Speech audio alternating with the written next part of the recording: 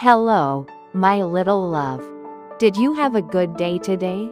I hope something made you smile. Now take a slow breath, relax your shoulders, and let your mind get soft and quiet. It's time for a gentle bedtime story. Once upon a time, before the first story was ever told, the world was a quieter place. Not empty, not sad, not dark, but quiet in a particular way. The way a room is quiet before music begins. Full of possibility and waiting. As if the air itself is holding its breath in gentle anticipation of something wonderful that is just about to happen. The mountains were there, tall and patient and covered in forests of deep green pine and silver birch. The rivers were there, running their cool and musical courses down from the high places to the sea. The sea was there, wide and slow-breathing and full of its own ancient wisdom. The meadows were there, thick with grass and wildflowers in the warm months and silvery with frost in the cold months, and the stars came out every night without fail, turning slowly overhead in their great wheel of light. But there were no stories yet. No songs. No poems that caught a feeling and held it up so other people could see it and say yes. I know that feeling too. I have had it but could never find the words. No music that made you want to sway gently without knowing why. No dances that turned ordinary movement into something that meant more than just moving from place to place. And the world, though beautiful, was a little lonely without these things. The people felt it. They could see the beauty around them, the light on the water and the stars at night and the particular shade of gold that the afternoon light takes on in early autumn. And they felt something move inside them when they saw these things, something large and warm and full of wanting to share. But they did not yet have the tools to share it. They did not yet have the containers for the feelings. The cups and jars and bowls of language and sound and movement that would let them take what lived inside them and offer it to someone else. And then, on a mountain wreathed in soft mist and warm with the particular light that seems to come from everywhere and nowhere at once, 9 sisters were born. They were called the Muses, and they were the daughters of memory. Which is fitting, because all stories begin with remembering, and all songs begin with the echo of something that has already been felt. Their mother was a goddess named Mnemosyne, whose name meant memory, and she was vast and warm and slow-moving, like a deep river, carrying everything that had ever happened in the world along with her in her great current. The 9 sisters were different from each other in the way that sisters often are, each one with her own particular brightness and her own particular way of seeing, and her own particular gift to give to the world. But they shared certain things. They all had voices that could make the air itself seem to change quality, becoming warmer or more resonant or more still depending on what they were doing with it. They all had a love of beauty that was not vain or self-regarding but generous, pointing outward, wanting to make beautiful things and give them away. And they all had an understanding of human hearts that was very deep and very gentle, because they were the daughters of memory. And memory is the most human of all the things there are. The eldest of the 9 was Calliope, and she was the muse of great stories. The long and wonderful tales of heroes and journeys and all the things that are worth telling. She was tall and moved with a slow and stately grace, and when she spoke, which she did carefully and with great thought, each word seemed to settle into exactly the right place, like a stone laid in a wall by someone who truly knows how walls are built. Her hair was dark and thick and she wore it pinned up with a single golden pin. And her eyes were dark and full of that particular quality of attention that makes the person being looked at feel that they are the most interesting thing in the world. The second was Euterpe, and she was the muse of music, of the flute. Especially, of melody that winds and turns and comes back to where it started, the way a river winds through a valley and always finds the sea. She was smaller than Calliope, and quicker, and she hummed almost constantly. Not loudly, not obtrusively, but the way some people hum without quite noticing they are doing it, because the music is always running just beneath the surface of them, and sometimes it surfaces. When Euterpe played her flute, which she had made herself from river reeds, the birds stopped singing to listen. Which is perhaps the greatest compliment a musician can receive. The third was Terpsichore, who was the muse of dancing, and she moved through the world differently from her sisters. Which is to say, she moved through it as if the ground beneath her feet were not quite solid but had a gentle resilience, like moss or soft grass. Something that gave back a little with every step and made every movement a small collaboration between her and the earth beneath her. She could not hear music without moving.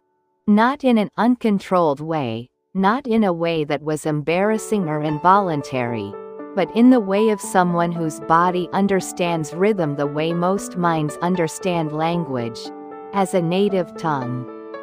Something learned so early it has become simply part of how you process the world. The fourth was Erato, who was the muse of love poems and sweet songs. The small and tender things, and she was herself small and tender in exactly the right way, full of a warmth that never became sentimental and a gentleness that never became soft or uncertain. She knew how to find the exact words for the feelings that are hardest to say. The ones that live in the chest and are reluctant to come out, the feelings about beauty and longing and the particular joy of loving something very much. She wrote these feelings down in poems that people have been reading for a very long time, because feelings, when they are written down truly, do not age. The fifth was Melpomene, who was the muse of the kind of stories that make you feel something very deeply. Stories with great weight and meaning. Stories about what it means to try hard and to sometimes fail and to understand something profound from the failure. In the hands of Melpomene, these were never sad in a hopeless way. They were sad in the way that things can be sad and beautiful at the same time. The way a sunset is sad because it is ending and beautiful because of how it ends, and you would not give up the sadness because it is part of what makes the beauty real. The sixth was Talia, who was Melpomene's great friend and in many ways her opposite, because Talia was the muse of comedy and of stories that make you laugh, and she was herself funny in the way that the best funny people are funny. Which is not by telling jokes exactly, but by having a way of looking at the world that finds the gentle absurdity in things and holds it up with great affection. She laughed a great deal and her laugh was entirely genuine. The kind of laugh that makes other people laugh simply from hearing it, not because anything has been said but because pure delight is contagious.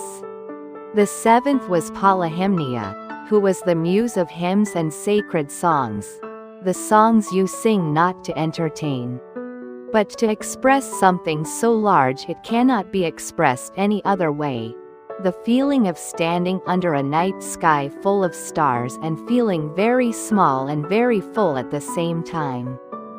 The feeling of love so large it overflows all the ordinary containers and needs a special kind of vessel. Polyhymnia was the quietest of the sisters.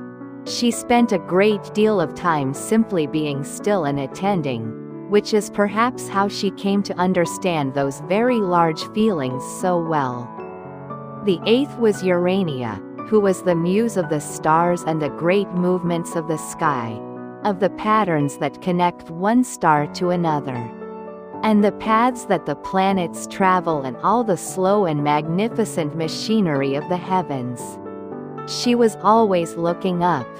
Not inattentively, not ignoring what was at the level of her eyes, but with a quality of dual attention, present to the immediate and present, also to the vast, holding both at once the way the sky holds both the small nearby cloud and the distant star behind it. And the ninth, the youngest, was Cleo, who was the muse of history, of remembering truly, which she had from her mother Mnemosyne more directly than any of her sisters. Cleo believed very strongly in the importance of what had happened before, not as something fixed and finished but as something living, because the past is always alive in the present if you know how to look for it. She carried always a scroll and wrote on it constantly, not anxious or hasty, but with the quiet and purposeful attention of someone who knows that what she is doing matters and that it needs to be done carefully. These 9 sisters had always been there on their mountain, living together in a great house whose windows looked out over the whole world in every direction, full of books and instruments and scrolls and quills and pigments and all the materials of art in its many forms. They were happy on their mountain and they loved each other. And they spent their days making beautiful things and sharing them with each other and living a life that was full and good. But they had been watching the world below for a very long time, and they had been feeling for a very long time that something was needed. Something they had that the people of the world did not yet have, and the time had come to share it. They decided to go down into the world and give their gifts away. They came down from the mountain on a morning when the air was very clear, and the light was the kind of pale gold that comes in the early part of a fine day, when everything is fresh and the dew is still on the grass and the world smells of earth and possibility.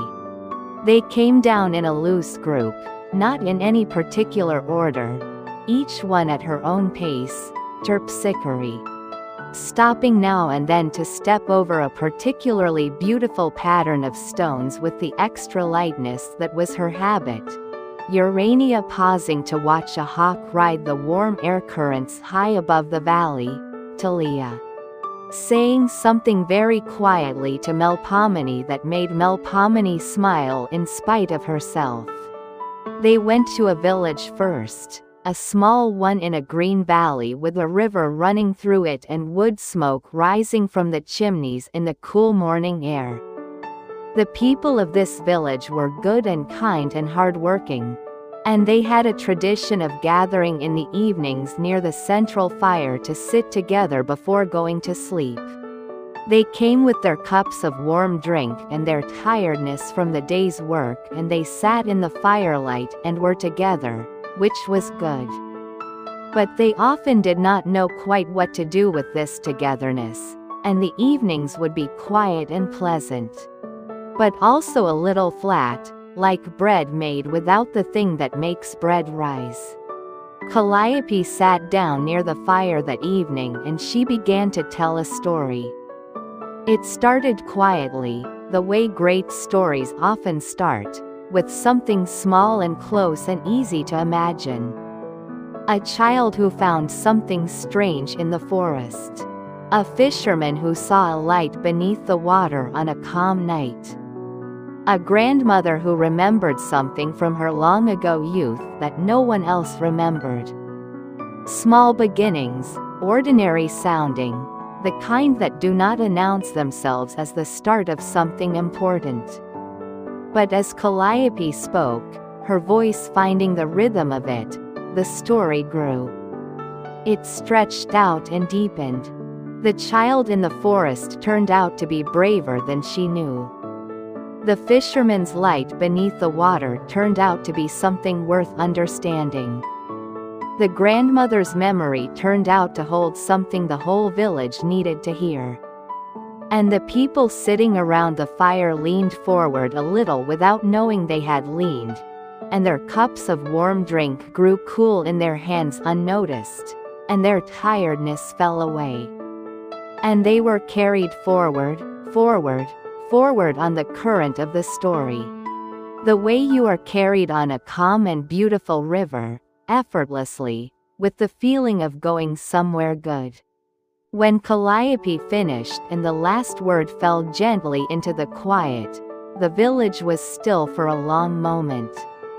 And then an old man who had been sitting at the back said, in a voice full of something large and warm, I have felt that. Exactly that.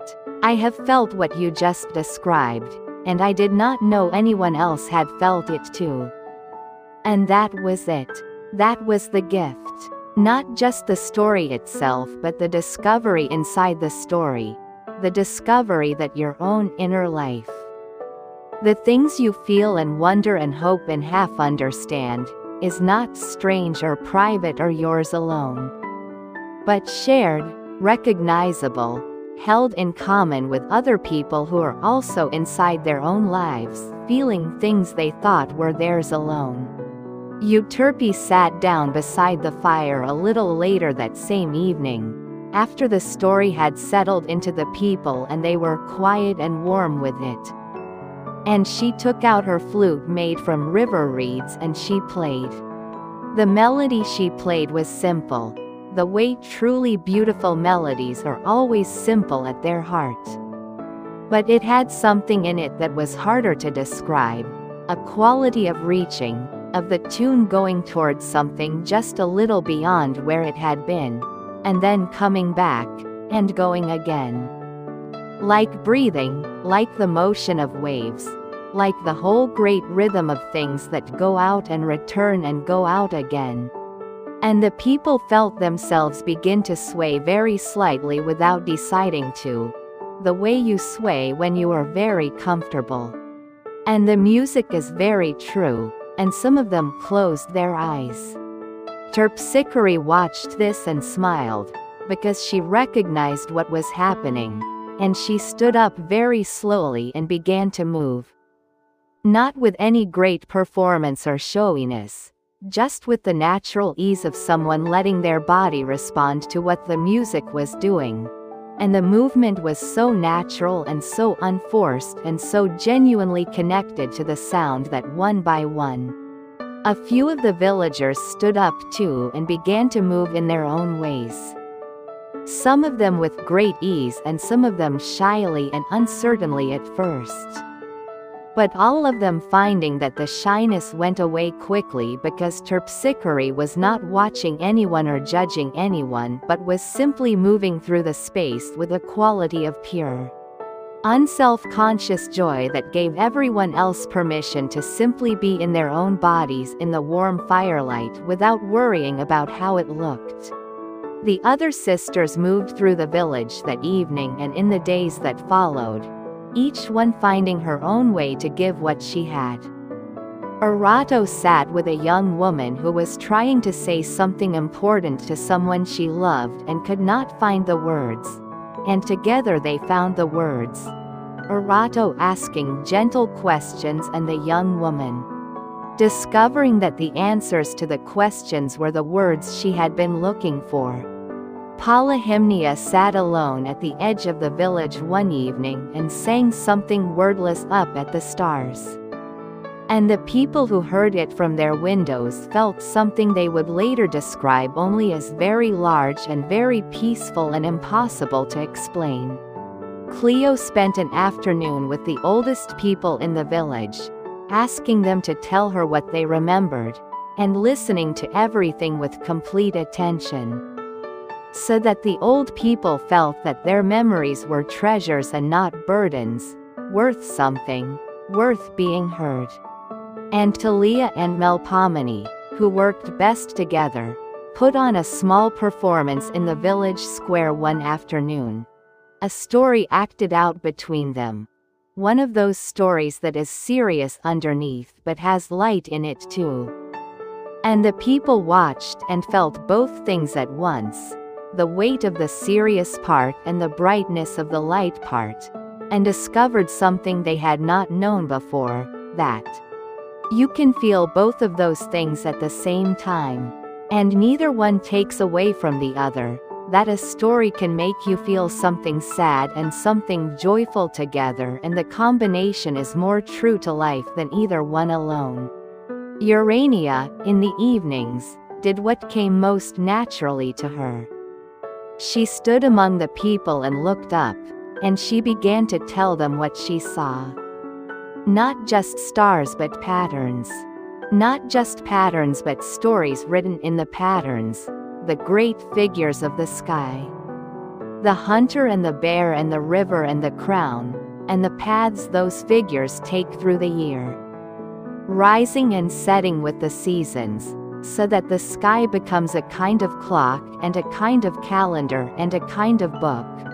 All at once, always there, always readable, if you know how to look. The people of the village had always seen the stars. They had looked up at them all their lives. But they had not known that the stars were telling a story. And once they knew, they could not unknow it, and the nights became richer and warmer and more companionable, because the sky was full of something they understood. In this way the Muses moved through the world, not with great drama or announcement. Not leaving grand monuments or spectacular evidence of their passing, but leaving something more lasting than any of those things. They left the gifts themselves, seeded into the hearts and hands of the people they touched. Where the gifts took root and began to grow and spread in the way that all true gifts spread, by being shared. By being given again to someone else, by being passed from one pair of hands to another down through the long chain of time. The stories the people had heard they told to their children, and their children told to their own children, and the stories traveled, changing a little with each telling, growing in some places and simplifying in others. Picking up the colors of different landscapes and the flavors of different times. But always carrying inside them something true and original, something that came from the first telling and never quite left. The songs that Euterpe had played on her river reed flute became the first songs.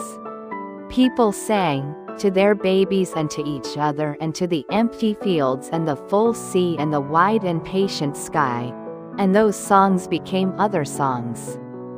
And those songs became other songs, until the world was full of music in all its forms, from the simplest lullaby sung by a tired parent in a small room at night to the most elaborate and intricate compositions, all of them children of that first simple melody played beside a fire in a small green valley long ago.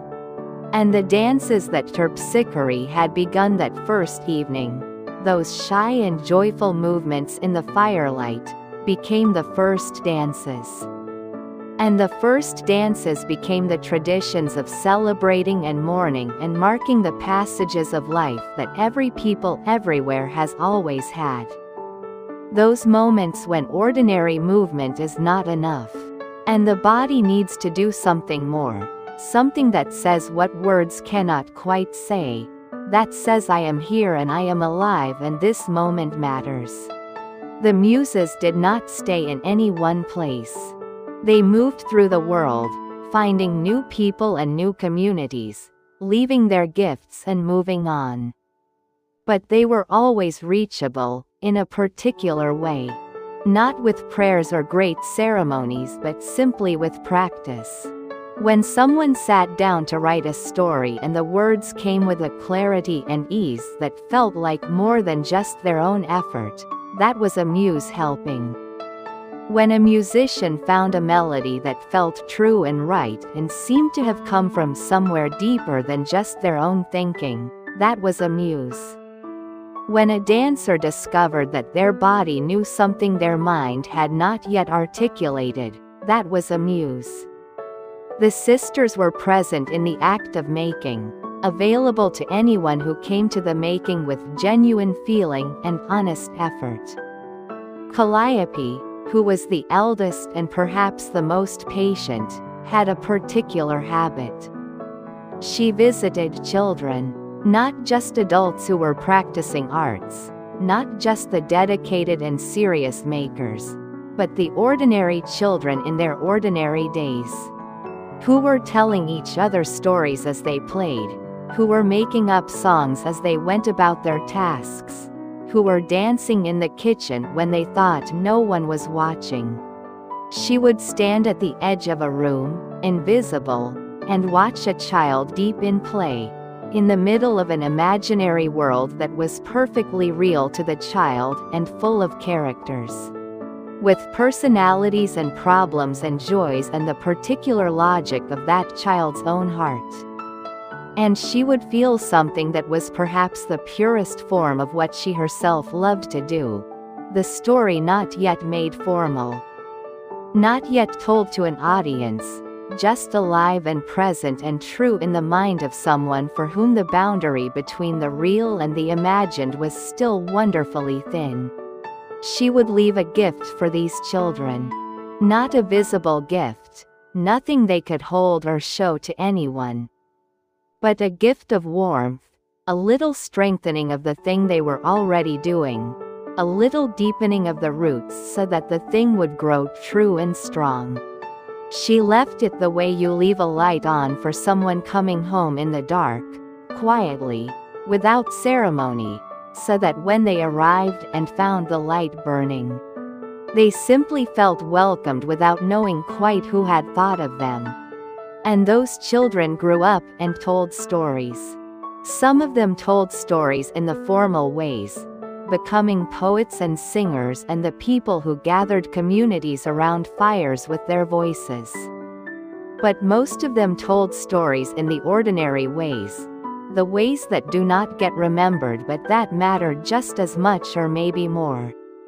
The story told at bedtime by a parent whose voice is tired but who keeps going because the child needs it. The story that a grandparent tells to make a hard thing easier to understand. The story that a friend tells to make another friend laugh when laughter is the medicine needed. The story that a child tells to make sense of the day they have just lived, the small story of what happened and what it meant, the daily necessary act of making meaning from experience. All of this came from the 9 sisters who came down from their mountain one clear morning and gave away what they had. Because the thing about a true gift is that it does not diminish when you share it. Music does not become less when it is heard by more ears. Stories do not wear thin from telling. The more a song is sung, the more alive it becomes. The more a story is told, the more it grows. The gifts of the Muses were gifts that multiplied by being given, and the world became richer by exactly the amount that was given away, and richer again.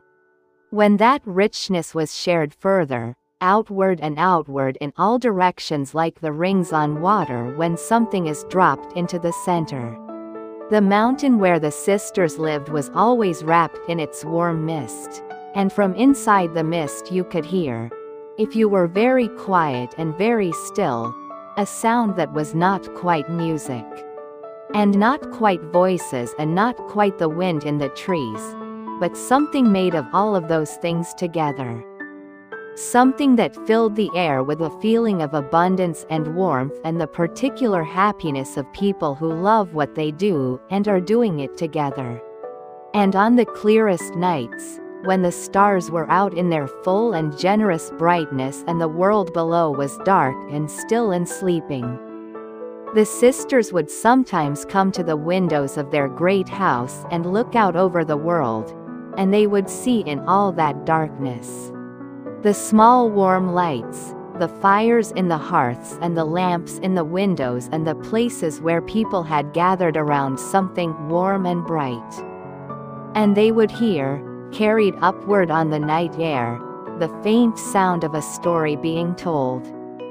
A song being sung, a melody being hummed by someone who was not thinking about it, who was just going about their evening with music running just beneath the surface of them. And the 9 sisters would look at each other and feel, without needing to say it, that the world was full of what they had given. And it was being used, and it was growing, and it was good. The story is in you too, little one. The music is in you too. It always has been. You carry it the way you carry your heartbeat, quietly and without thinking, always there, always yours.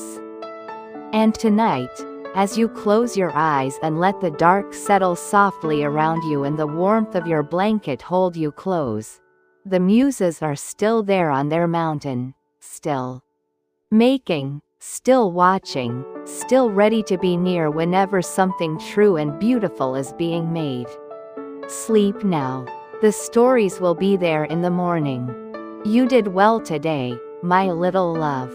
Now let your eyes grow heavy. And let the night wrap around you like a soft blanket. Sleep well, sweet dreams, and rest deeply.